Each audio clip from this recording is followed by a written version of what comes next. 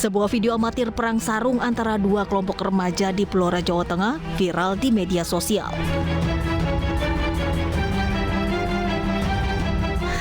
Dalam video berdurasi 29 detik tersebut, sejumlah remaja saling pukul menggunakan sarung yang diisi benda tumpul di dalamnya.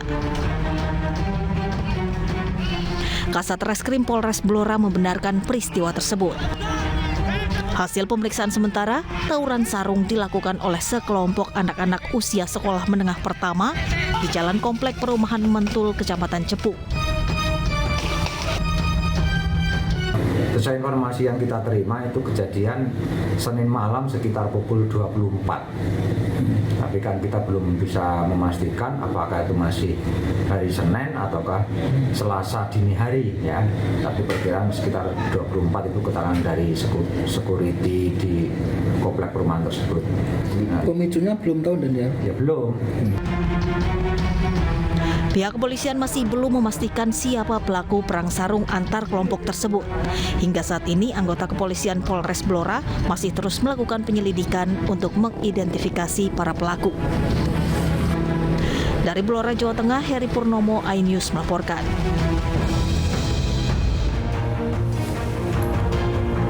Selamat malam, apa kabar pemirsa? Perang sarung antar dua kelompok remaja di Blora, Jawa Tengah viral di media sosial dan menjadi pembuka jumpa kita di iNews Prime. Presiden Joko Widodo mengutus Erick Thohir menemui FIFA untuk mendapatkan penyelesaian soal penolakan Israel di laga Piala Dunia U20 tahun ini.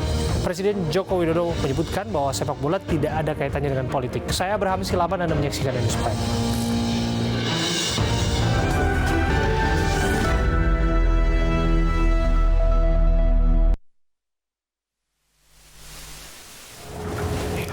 Pemirsa, dua kelompok remaja di Bekasi, Jawa Barat saling serang menggunakan sarung dan petasan. Masyarakat khawatir karena tawuran antar remaja terjadi pagi hari saat warga mulai beraktivitas.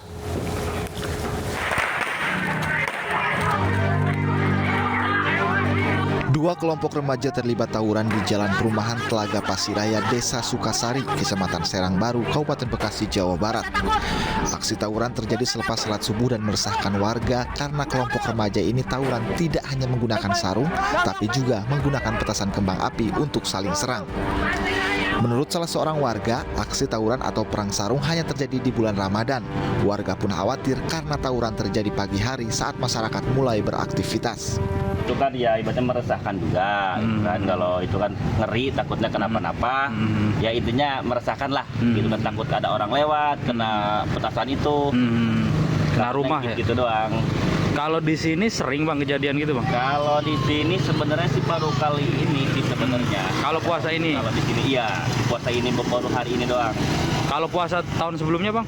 Ya paling cuma lempar-lempar petasan doang. Kalau cuma wajar lah. Kan cuma kalau ini mah sampai kayak apa itu yang dipukul-pukulin apa gimana, ya itu kan ya merugikan diri sendiri. Terkait tawuran ini, para orang tua diimbau untuk mengawasi anak-anaknya yang keluar habis sahur, sebab aktivitas di luar rumah itu diduga menjadi pemicu tawuran antar kelompok remaja. Dari Kabupaten Bekasi, Jawa Barat, Didit Junaidi, iNews melaporkan. Puluhan botol minuman keras disita petugas Satpol PP dalam razia penyakit masyarakat di kawasan Jakarta Timur Selasa malam. Selain itu, petugas juga menangkap sejumlah gelandangan dan dibawa ke Dinas Sosial.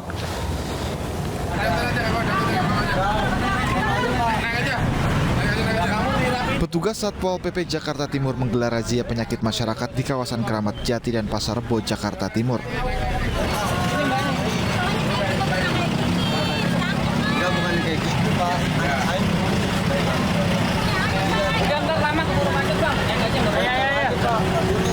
Razia sempat diwarnai perdebatan saat petugas hendak mengamankan sekelompok pengamen jalanan di kawasan Jalan Gongseng, Pasar Rebo, Jakarta Timur. Setelah petugas menjelaskan, para pengamen ini kemudian bersedia naik ke mobil dinas sosial. Sementara di kawasan Jalan Raya Bogor, Pasar Rebo, Jakarta Timur, petugas mendapati puluhan botol minuman keras dari dua warung penjual miras. Petugas kemudian menyita 72 botol minuman keras dan memberikan sanksi pidana ringan kepada pedagang. Sementara 7 pengamen yang masih beroperasi di jalan dibawa ke panti sosial untuk diberi pembinaan. Adapun hasilnya miras 72 botol seperti yang kita lihat. Ini ada di Jalan Raya Bogor, kemudian Jalan 8, kemudian satu lagi di Jalan Gongseng Raya yang miras. Kemudian terdapat 7 PPKS. Ya. Selama bulan Ramadan ini, Satpol PP secara rutin menggelar operasi penyakit masyarakat. Hal tersebut dilakukan guna memberi rasa aman dan nyaman bagi masyarakat yang beribadah di bulan Ramadan. Dari Jakarta, Rio Manik, iNews melaporkan. Aksi seorang petugas kebersihan membubarkan balap liar viral di media sosial. Meski seorang diri anggota pasukan kuning nekat mencegat para pembalap saat tengah adu kecepatan.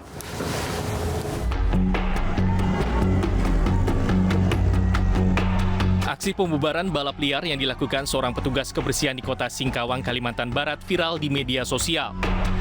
Dengan berani, petugas kebersihan ini berdiri di tengah jalan yang sedang dilintasi para joki balap liar. Bahkan ia dengan lantang memukulkan sapu yang dipegangnya ke arah para pebalap liar. Meski sempat dikerumuni, pelaku balap liar beruntung dirinya selamat dari amukan mereka. Balap, saya nak dulu nak ditabrak lah kan. Saya anukkan juga blongnya. Jadi saya anukkan pakai kayu, enggak kena. Dan kan malam keduanya puasa gaya lagi. Jadi malam ketiga lah yang parah ya, malam minggu.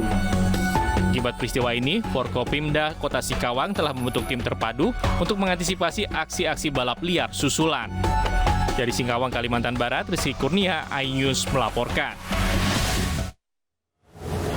Pemirsa, usut dugaan korupsi di Kementerian SDM, KPK menggeledah kantor dan apartemen milik pimpinan Direktorat Jenderal Mineral dan Batubara atau Ditjen Minerba SDM. Sementara itu, Menteri SDM Arifin Tasrif mengakui ada indikasi keterlibatan pegawai internal dalam penyelewengan tunjangan kinerja ASN di kementerian tersebut.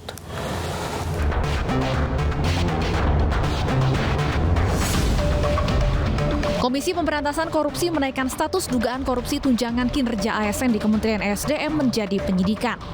Hal itu dilakukan usai KPK mendapat 2 alat bukti dan sejumlah pihak yang dapat dimintai pertanggungjawaban secara hukum.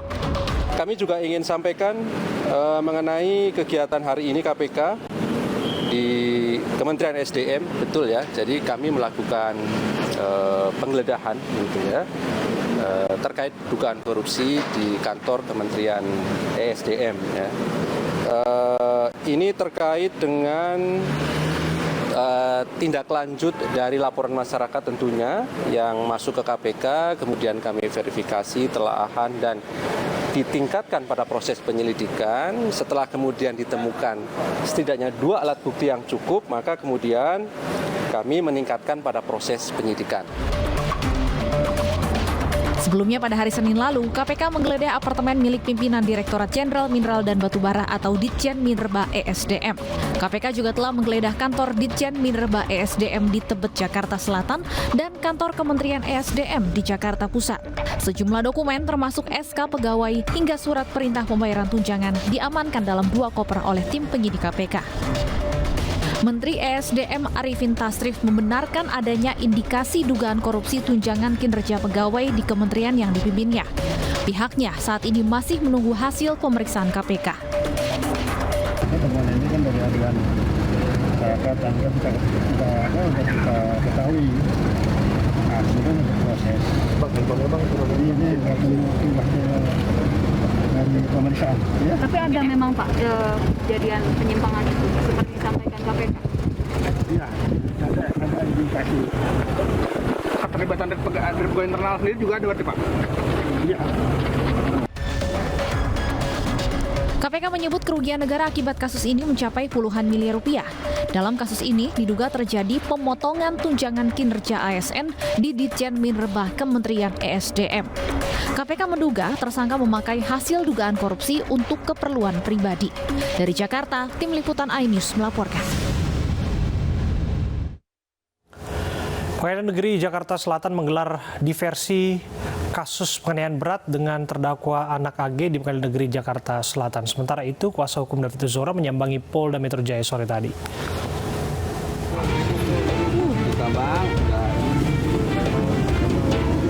Kasus penganiayaan berat dengan korban David Ozora kini memasuki babak baru.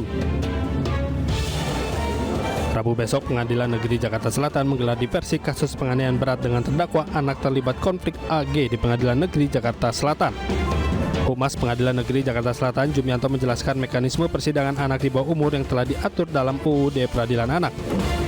Sebelum memasuki tahapan persidangan, menurut Undang-Undang SPPA, diversi adalah pengalihan penyelesaian perkara pidana anak dari proses peradilan pidana ke proses di luar peradilan pidana atau musyawarah. Sementara itu, kuasa hukum David Ozora, Melissa Anggraini, selesai sambangi Polda Metro Jaya pada sore tadi. Pertemuan kuasa hukum David dengan penyidik Polda Metro terkait langkah ke depan penanganan hak kehidupan David selanjutnya. Seperti yang kita ketahui, besok itu adalah sidang perdana dari anak berkonflik hukum AG, di mana besok secara prosedur akan dilakukan yang namanya diversi. Prosedur sistem peradilan pidana anak memang mensyaratkan seperti itu. Tetapi besok dari pihak keluarga didampingi oleh saya sudah kita persiapkan juga terkait penolakan diversi ini. Nantinya dalam diversi yang digelar oleh Pengadilan Negeri Jakarta Selatan dapat keputusan bersama untuk tetap melanjutkan kasus ke ranah peradilan pidana atau berakhir diversi. Dari tim liputan iNews melaporkan. Kita beralih ke informasi lainnya. Pemirsa, hingga kini nasib Piala Dunia U20 di Indonesia belum jelas. Status Indonesia sebagai tuan rumah pun di ujung tanduk setelah FIFA membatalkan drawing yang semula akan digelar di Bali.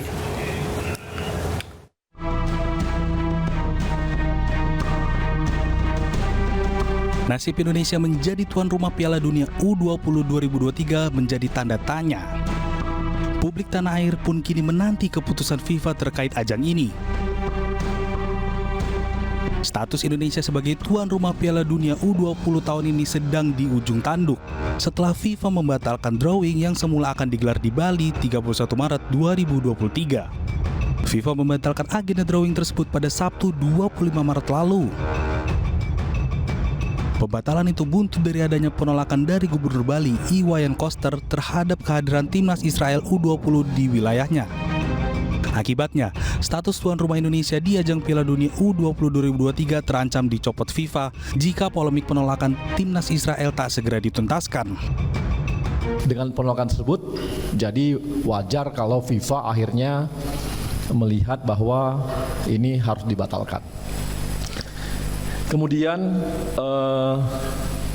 mengenai kapan waktu drawing dan di mana, kami masih belum dapat informasi dari FIFA dalam penyelenggaraan, dalam pelaksanaannya. Saat ini kami sedang memikirkan cara bagaimana supaya Indonesia, khususnya sepak bola Indonesia di dunia, tidak dikucilkan. Saat ini, upaya lobi ke FIFA sedang dilakukan oleh pihak Ketua Umum PSSI, Erick Thohir.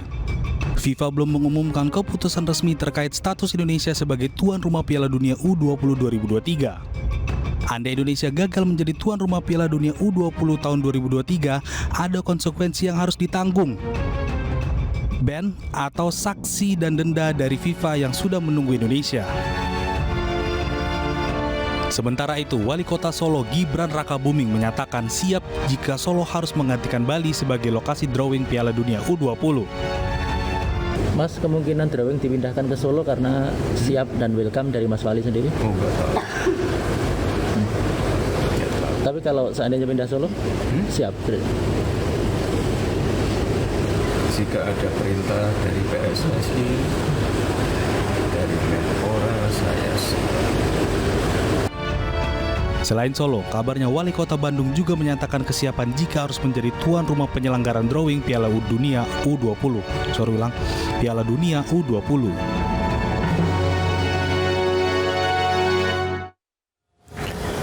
Presiden Joko Widodo mengutus Erick Thohir temui FIFA untuk mendapatkan penyelesaian soal penolakan Israel di laga Piala Dunia U20 tahun ini. Presiden Joko Widodo menyebutkan bahwa sepak bola Indonesia tidak ada kaitannya dengan politik.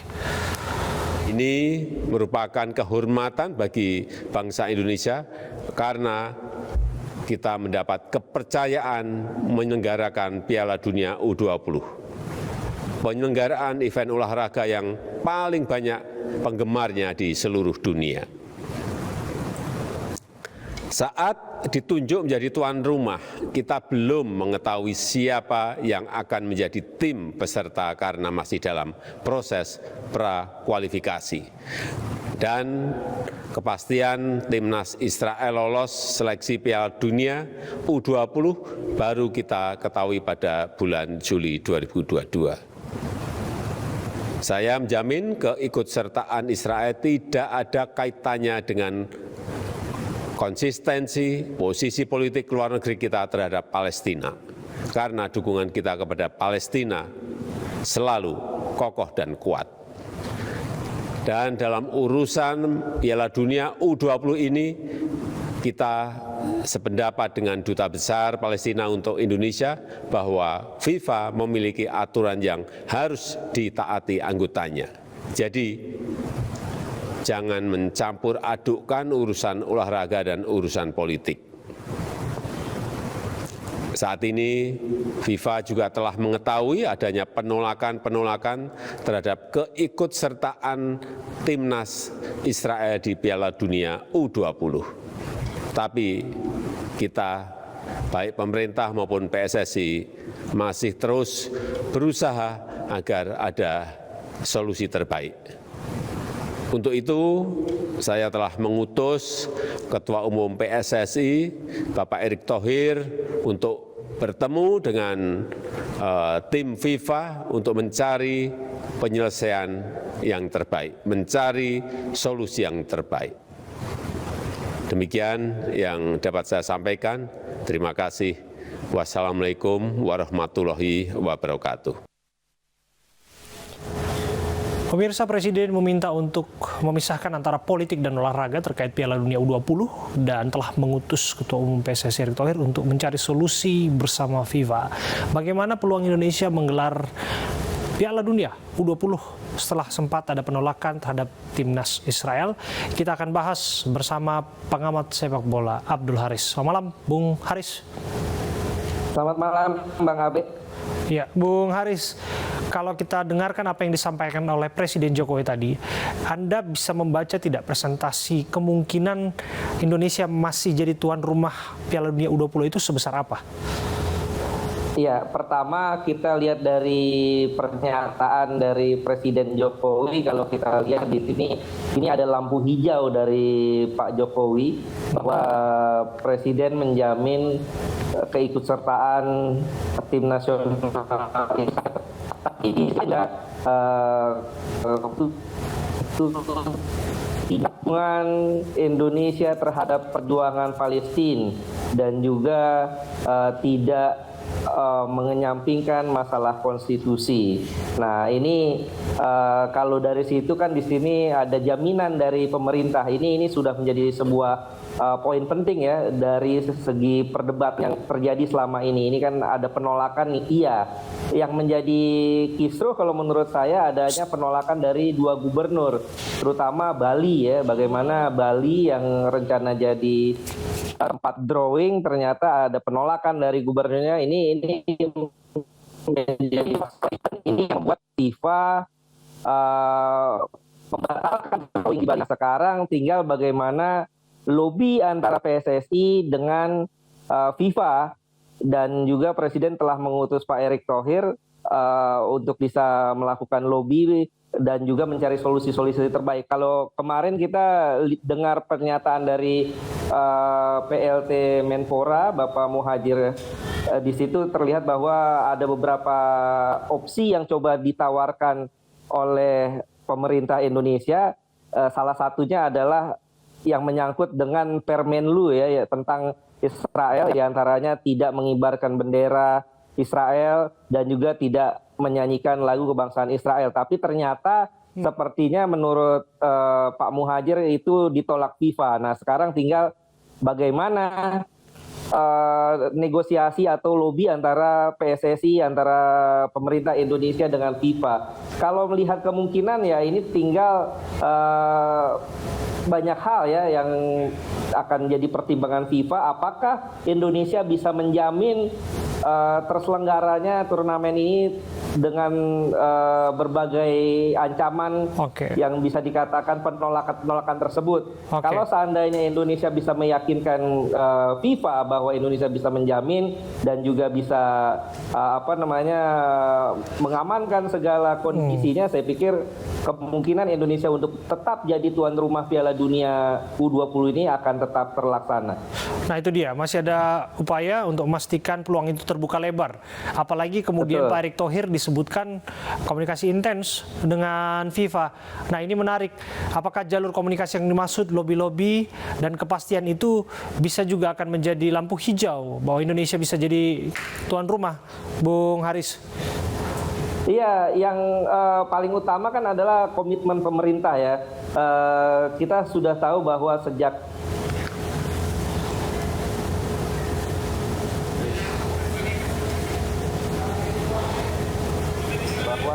Bung Haris. Ya, kami mohon maaf, Mirsa, nampaknya ada gangguan komunikasi kami dengan Bung Abdul Haris.